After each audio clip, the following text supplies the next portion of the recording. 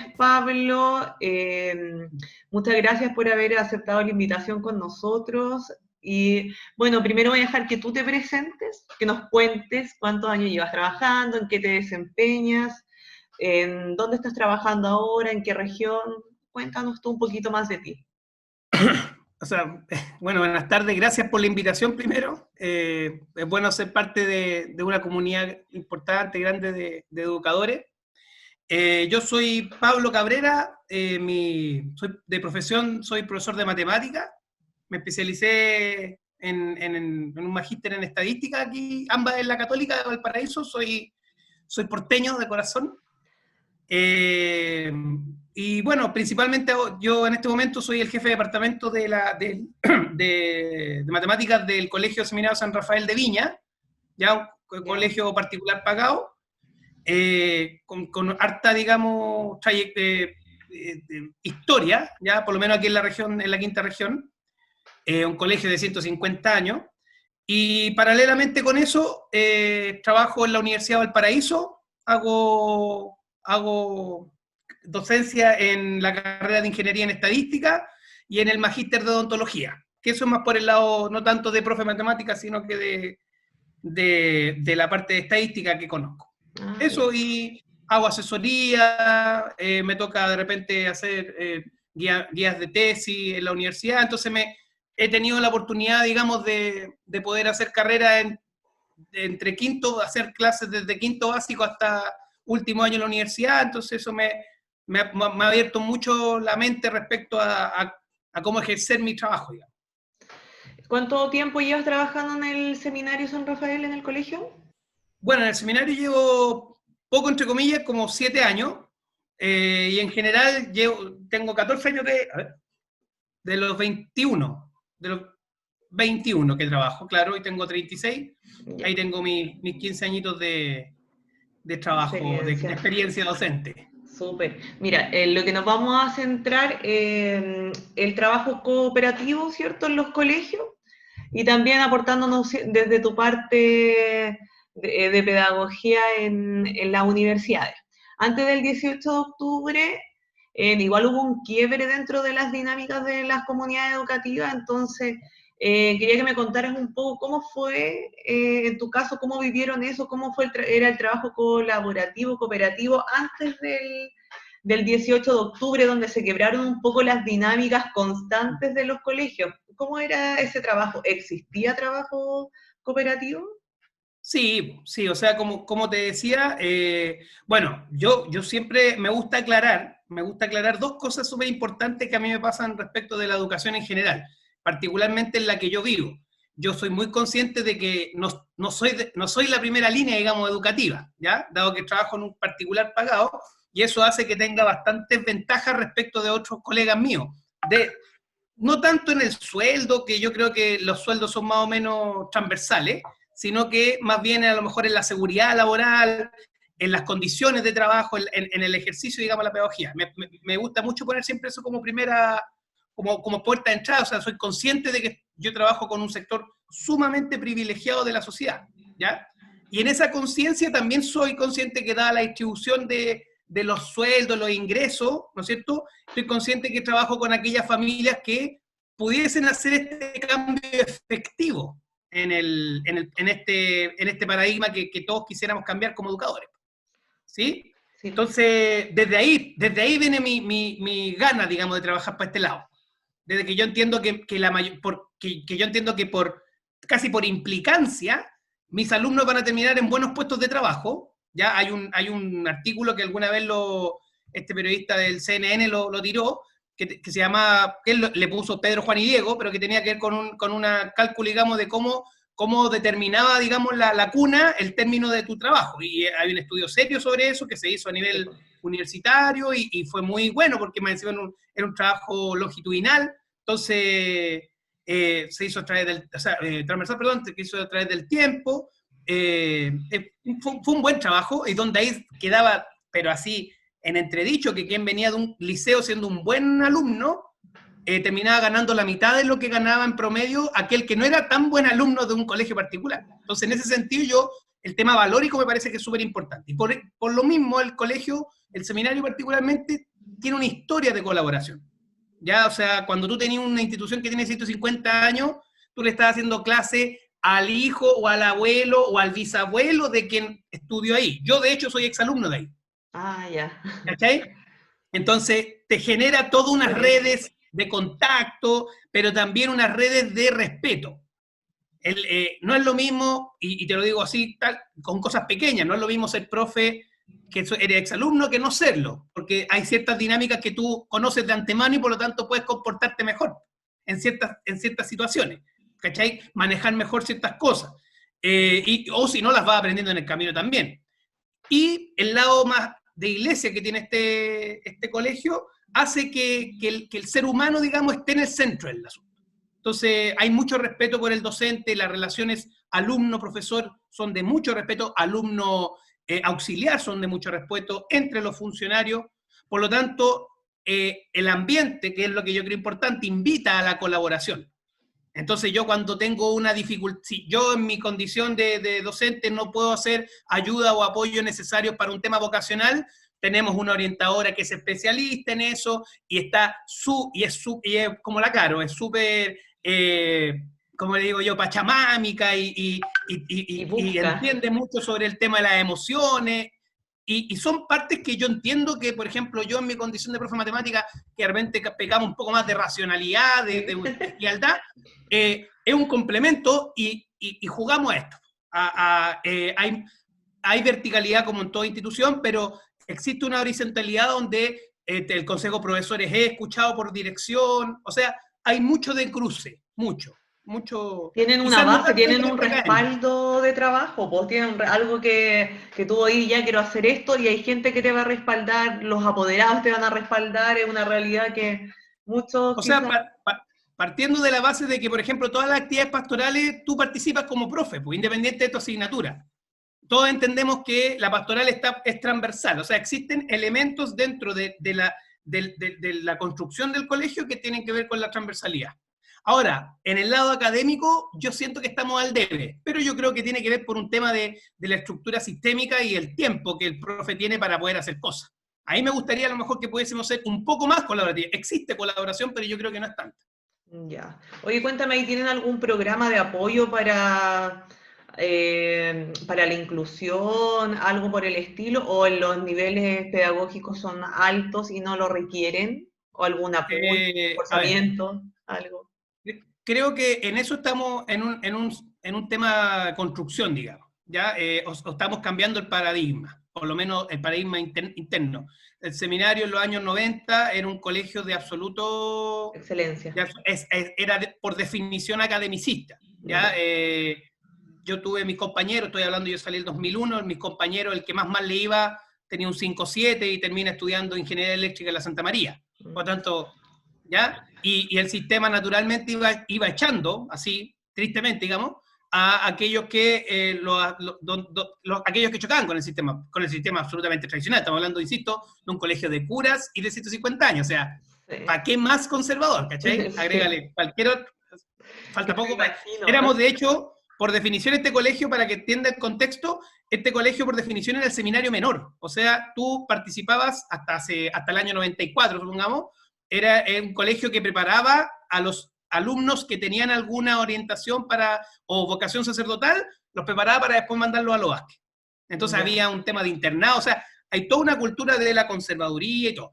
Por supuesto que los tiempos te comen igual y ha tenido que ir cambiando. Hace ya por lo menos 10 años que hay una apertura en términos de todo, de la aceptación de los papás separados, que antes era una cosa terrible, ahora no. Y bueno, y ahora estamos... yo creo que ya llegando a los pasos finales de la inclusión correspondiente. Lamentablemente, yo soy muy cercano al tema de la inclusión. Yo tengo una sobrina que es autista y mi hermano es presidente de una corporación que aquí en la quinta región que se llama Corporación Altavida.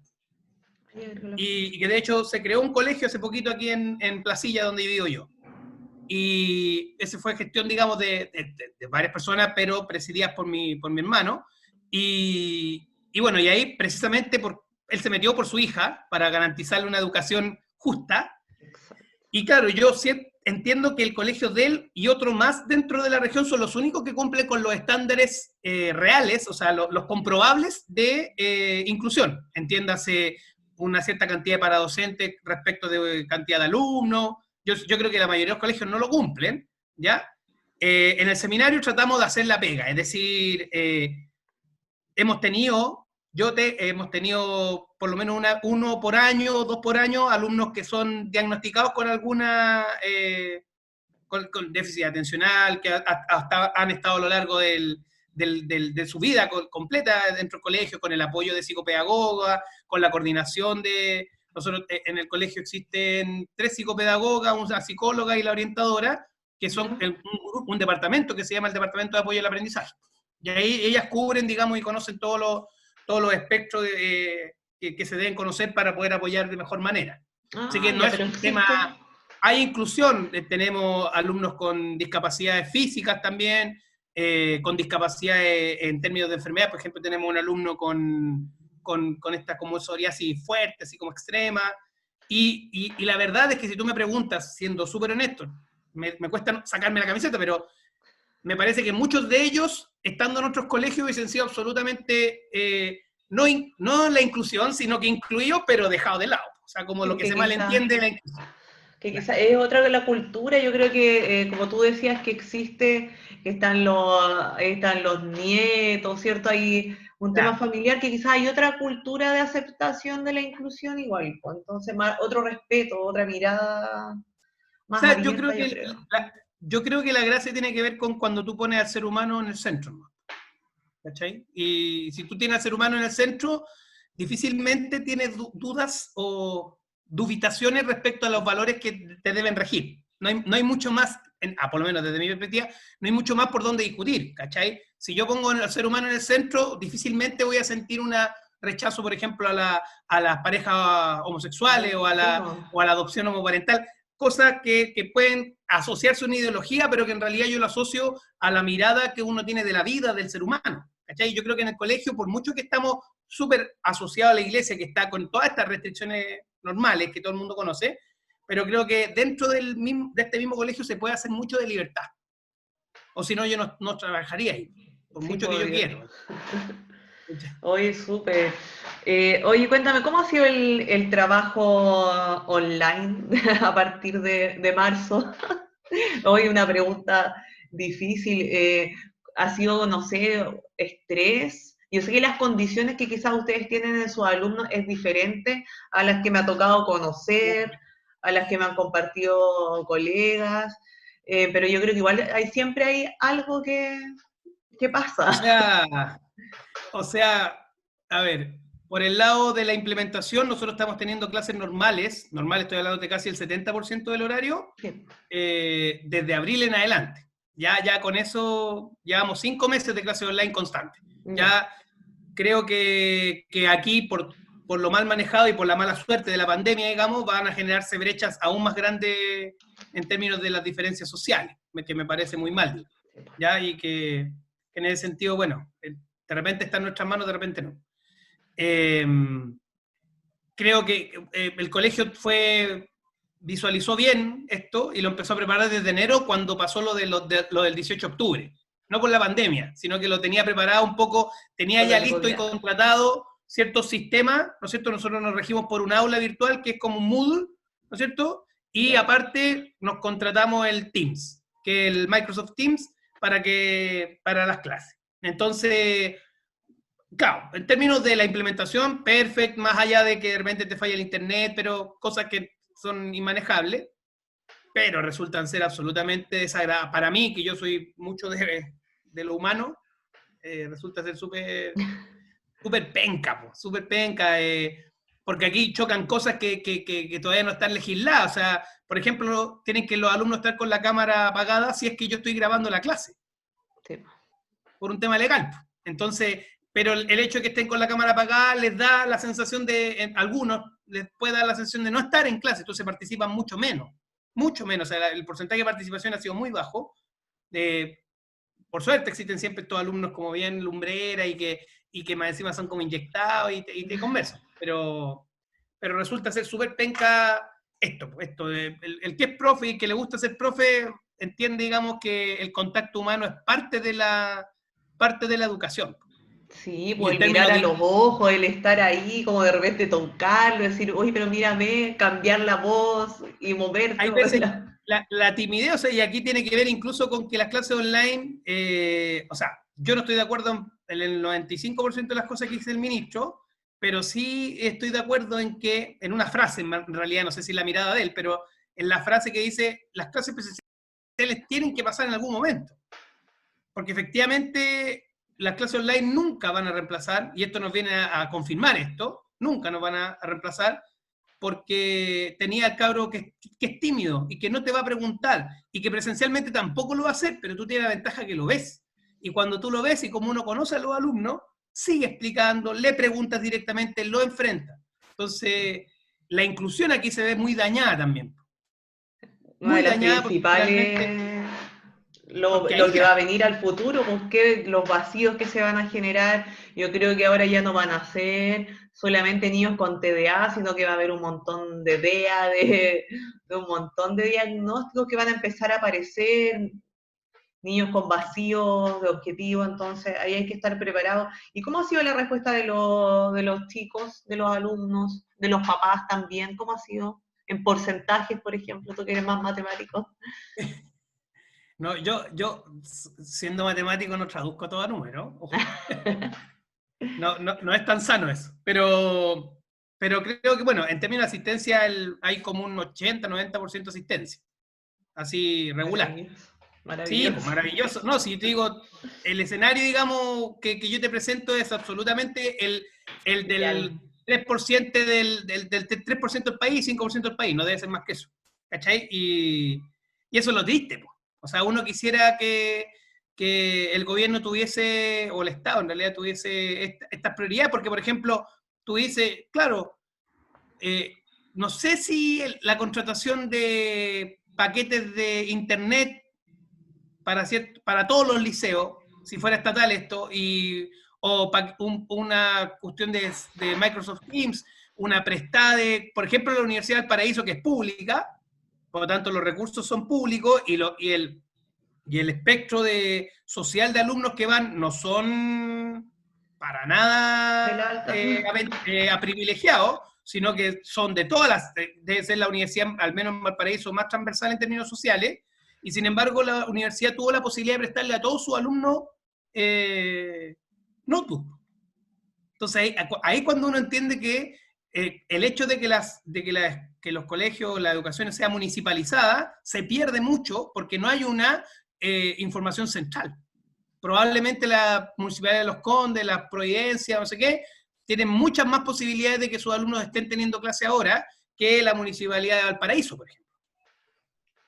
Sí, ¿no? ¿Cachai? Y por ejemplo, para el sur yo conozco las realidades allá, ir como improvisando en el momento prácticamente, que los niños tengan computador, que los niños tengan conexión, que los niños contesten el teléfono después, que son otro tipo de prioridades o de otro tipo de necesidades que se van dando. En cambio, lo que tú nos presentas igual es súper ideal y que afortunado los chicos que están ahí, los alumnos, los estudiantes que están ahí, que pueden, entre comillas, seguir un poco la pseudo normalidad.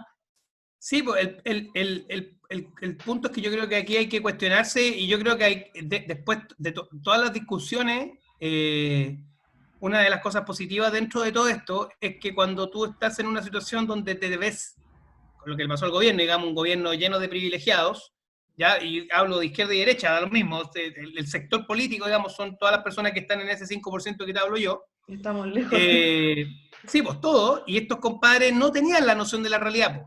Ahora la tienen, pues. Saben cuál es el porcentaje de pobreza, saben cuál es el porcentaje de conectividad, y eso, de alguna manera, un poco intersectándolo con el proyecto que ustedes tienen, el tema de la inclusión pasa a ser absolutamente un tema prioritario, porque, porque no estamos preparados. Como país, tanta desigualdad hace que ante una situación extrema como esta, solo un pedazo muy pequeño de la población pueda tener, ¿no es cierto?, las condiciones para poder hacer las cosas medianamente como corresponde.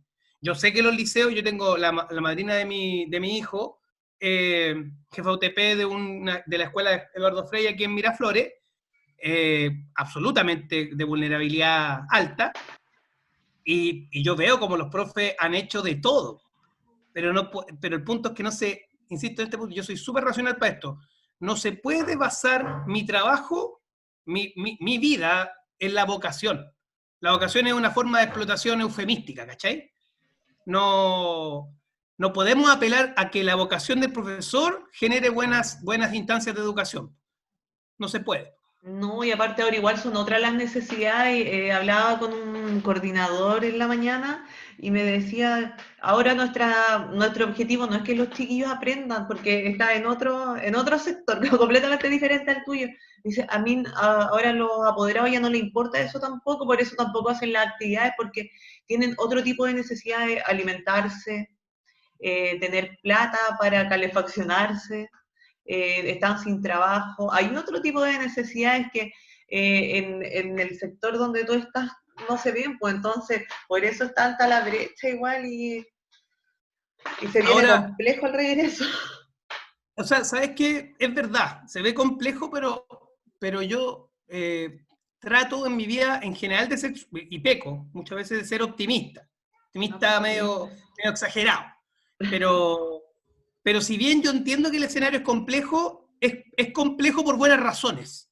O va a ser complejo por buenas razones, porque sin importar en qué sector estáis, del mismo ejemplo que tú me dabas, mis alumnos, a pesar de estar en clases online, entienden que les gustaría estar en clases presenciales, porque, por ejemplo, imagínate, yo soy profe jefe de cuarto medio, imagínate al cabro cuarto medio que ya perdió su año. El año que más esperáis durante 12 años. Eso es un aprendizaje de vida, porque finalmente lo que él va a terminar después de la tristeza, el llanto, lo que queráis. Después de eso, el paso siguiente, el de aceptación, digamos, tiene que ver con, loco, nada lo controlo, loco, puedo planificar algo 20.000 años con todos los detalles y no va a pasar. Y no es la muerte porque sigo vivo, porque sigo estando, porque... Y eso genera, a mi juicio, herramientas de resiliencia que en este momento estas generaciones carecen mucho. Carecen mucho. ¿Cachai? Entonces, y eso le va a pasar también al otro cabro, que el cabro que en este momento está yéndose con la mamá a las 7 de la mañana para la feria porque no tiene otra cosa que hacer, arriesgándose a contaminarse, arriesgándose al virus y todo, ese cabro también va a valorar el tema de la educación. ¿Cachai? A lo mejor iba con mucha menos perspectiva a clase. Y al momento que vuelva, su forma de afrontar esto va a ser distinta, creo yo. Van a ser otro tipo de aprendizaje, ya no solamente va a ser lo curricular, ahora van a ser, yo creo que todos vamos a ver esta nueva normalidad de otra forma. O sea, la valoración de la actividad física y de la música, partiendo, que eran las dos asignaturas pobres del currículum. Imagínate que ahora nosotros, ¿qué hubiésemos hecho estos 5 meses sin música y sin educación física? Sin arte, no sé, sin todas esas asignaturas que al final eran como el electivo, lo último que se veía, y al final ahora va a ser lo más esencial. Yo tengo hartos amigos profes de arte igual que lo están dando todo en sus clases. Y todo debe estar súper atento encima. Sí, porque es como la única forma de distracción. Oye, Pablo, cuéntame, el equipo que tú me contabas que trabaja con algunas necesidades, ¿de qué forma ha ido trabajando con ustedes online? ¿Se conectan a las clases? ¿Envían como material extra? ¿Se contactan con ustedes para ver qué van a trabajar en las clases, qué viene? ¿Cómo lo hacen para coordinar ese...? Nosotros tenemos, en la normalidad y ahora, tenemos horas de orientación y se diferencian de las de orientación con el consejo de curso. Las del consejo de curso son más planificadas por nosotros de forma independiente y las de orientación tienen que ver más con cada curso y orientación te presenta un programa para ese curso. Entonces tú tienes que calendarizar de marzo a diciembre los encuentros de orientación que tienen que ver con cada curso. Por ejemplo, en el caso de cuarto medio, tercero medio, el centro tiene que ver con relaciones amorosas, de pololeo sano, no sé qué, y también por el lado vocacional. En séptimo, octavo hay programas del tema de la drogadicción, de la adolescencia y no sé qué. O sea, cada curso, cada bloque tiene un programa que orientación de forma previa, antes de entrar en el año, ya tiene planificado y que va ayudando, ¿no? Ya sea ella, la misma orientadora, asistiendo a a las clases, uno va guiando, se tienen reuniones, por ejemplo, yo ya he tenido en estos 5 meses, he tenido 3 reuniones con las psicólogas donde vamos repasando qué va pasando con cada alumno que yo mismo voy derivando. Ya por ejemplo, en mi curso tenemos 3 alumnos con algunas situaciones familiares, emocionales respecto a la pandemia, y ahí te vas reuniendo fuera del horario con los papás, con la psicóloga los sigue, les da seguimiento. En el curso que tengáis situaciones a lo mejor de más apoyo, se mete junto a la clase online, se mete la psicopedagoga. O sea, hay digo, el departamento de aprendizaje resulta ser un departamento que se resistió mucho en el colegio. Estoy hablando de año 2007, 2006, que existiera un ente así, porque cuando tú defines una institución, es porque indirectamente estás definiendo la necesidad. Y entonces en un colegio academicista, asumir que no vas a poder decir que quien no aprende no es por culpa tuya, sino por culpa de él. ¿Cachai? Sí, porque eso porque aquí tiene que ver de nuevo, con la mirada. Po. La mirada del academicista dice, tú no aprendes porque tú no puedes. No por mi culpa. No hay nada que yo pueda modificar en mí que haga que tú aprendas. En cambio, cuando tú entiendes la inclusión, entiendes que yo te tengo que dar todas las condiciones, ojalá ideales, para que tú aprendas, en el sentido de cómo yo trabajo contigo, cómo te guío, la forma en que yo piense.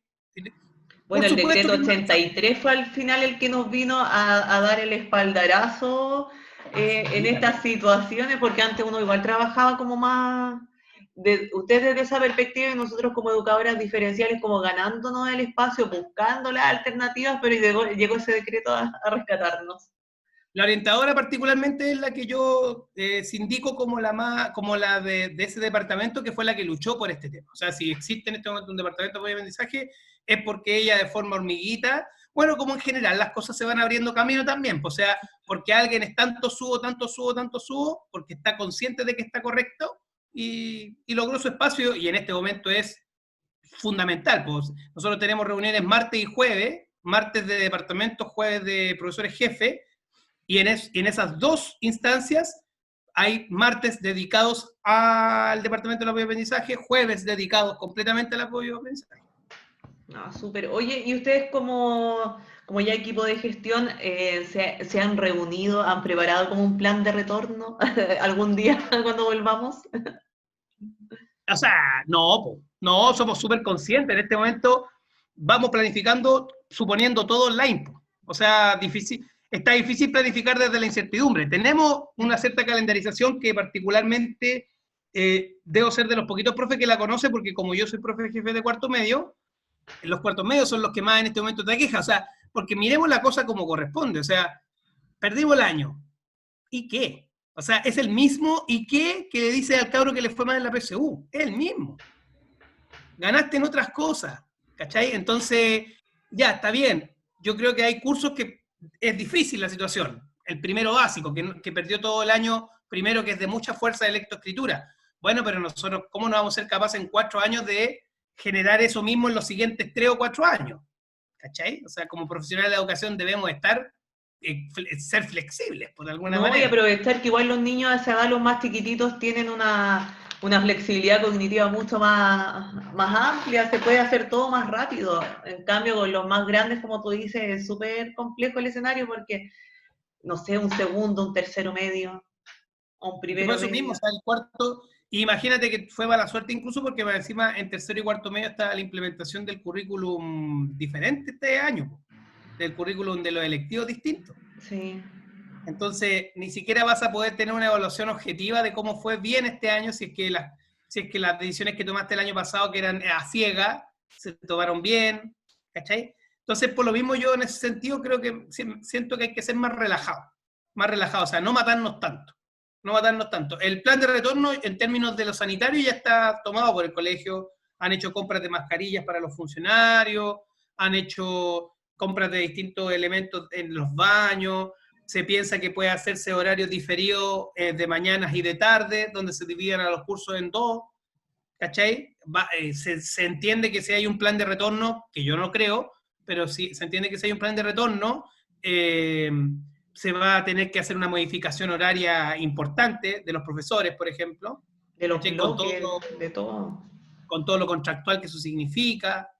O sea, por todos lados, digamos, se está mirando, pero se entiende que aquí en este momento nos estamos guiando por el currículum prioritario que mandó el Mineduc. Ese es como el eje y nosotros, si podemos abarcar más, abarcamos más. Pero si no, no. Eligiendo un desafío, el más importante, el más grande para ti el otro año o cuando se pueda volver, en 2 años, no sé. Claro. Para mí, te va a extrañar por mi asignatura, pero creo que primero hay que recuperar el tema humano. O sea, si volvemos en marzo, creo que marzo tendría que ser dedicado a que los cabros jueguen, a que los cabros hagan deporte, a generarles campeonatos, a tener convivencia ojalá todas las semanas, a ver si se pueden juntar en las tardes. O sea, de lo académico, ojalá súper poco, marzo, no digo que no olvidemos, ya si tampoco es la revolución, pero me parece que lo humano, o sea, restaurarnos, Lo social. reconectarnos, ver cómo crecimos, ver cómo nos fue. O sea, las primeras 2 semanas tiene que ser esto. ¿Cómo estás? Si no te veo si yo que te veía todos los días, no te he visto hace un año. Sí. ¿Cachai? O sea, para mí tu pregunta me plantea la misma duda de cuando yo tuve un hermano que estudió 4 años fuera en Nueva Zelanda. La pregunta es, ¿qué haces? Si te lo pregunto a ti, ¿qué haces cuando veo a un hermano que no has visto hace 4 años? ¿Qué es lo primero que hace? No, nos sentamos a conversar, a que me cuente todo lo que pasó, sí, pues, o sea, y hay que... Lo abraza.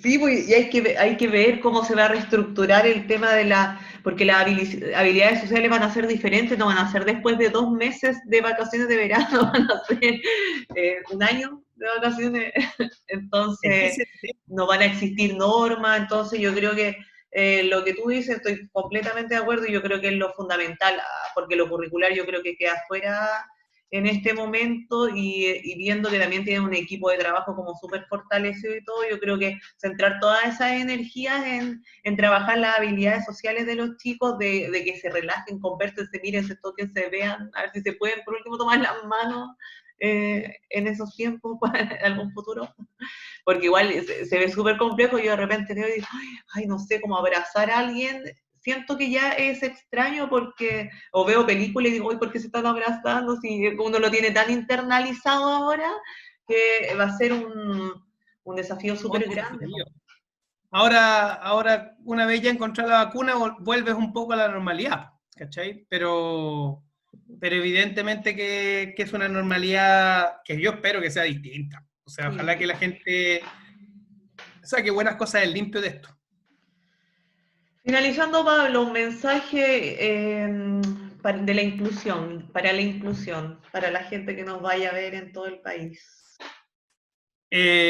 Bueno, yo pienso que, insisto en el punto, creo que cuando uno mira al ser humano en sí mismo, entiende que uno debiese mirar a la persona y no su condición, mejora, bueno, en mi caso mejora mi trabajo, mejora mi vida, porque mi vocación de pedagogía pasa por todos lados de mi vida, no solo cuando estoy haciendo clases. Yo como profe tengo el gran miedo porque yo tengo a mi sobrina que yo espero que viva en un mundo donde ella pueda tener no sé si la misma oportunidad, porque entendamos que sabemos que no son iguales, No, que sean mejores, sino que las oportunidades, o sea, sabemos que no son iguales, o sea, en términos reales, objetivos, no son iguales, tienen capacidades distintas. Y por lo mismo debiese haber un tema. Me gustó mucho y hace poquito que enganché ya con creo que lo refleja muy bien, con la serial The Good Doctor. Y una serial muy linda, y hay un capítulo particularmente donde Good Doctor llega un nuevo, me refleja mucho la pregunta que tú me haces, llega un nuevo jefe que lo evalúa muy mal porque no tiene las habilidades sociales y se da cuenta que sí tiene la habilidad de intelecto. Y el amigo muy cercano, el viejito muy cercano de Good Doctor, le dice, bueno, tendrás que esforzarte más en verte más inteligente, pues, para que este doctor que te está discriminando, y él le dice, no tengo por qué yo incrementar mis otras habilidades para que me acepten aquellas no debilidades, sino que diferencias que tengo naturalmente. Y ahí viene el tema. Entonces, ¿por qué algunas diferencias son más marcadas que otras? ¿Me entiendes? Y ahí viene un tema de cómo miráis la vida. El punto es, no discriminas. No discrimines porque la persona tiene diferencias en forma de cómo aprende, de cómo camina, de cómo se ve, de la raza que tiene. No, no hay diferencias. Cuando entendamos que somos seres humanos, muchas de estas cosas que nosotros sintiéramos que son poco, que no van a cambiar, en el mundo va a cambiar, precisamente en ese momento. Porque hay muchas cosas que vamos a poder superar, dado que estamos viendo al ser humano y no al constructo social que le hemos generado, ¿cachai? Así es. Muchas gracias, Bueno, Pablo, muy entretenida la conversación. gracias. Agradecerle a usted, porque efectivamente de la no existencia si fuésemos todos como yo, a lo mejor estaríamos en un mundo aún peor, porque la racionalidad, digamos, de repente todo verlo desde el raciocinio me parece que no es correcto y me parece que es mucho más justo y felicitar a estas personas como ustedes que hacen proyectos que finalmente nos hacen obligarnos a ver una realidad que muchas veces nosotros por comodidad queremos mirar para el lado, ¿no? ¿Cachai? Así que también agradecerle a usted el trabajo que hace. Muchas gracias, Pablo. Esperemos encontrarnos en otra oportunidad. Muchas gracias por tus reflexiones. Estuvo súper entretenido. Muchas Y bueno, gracias.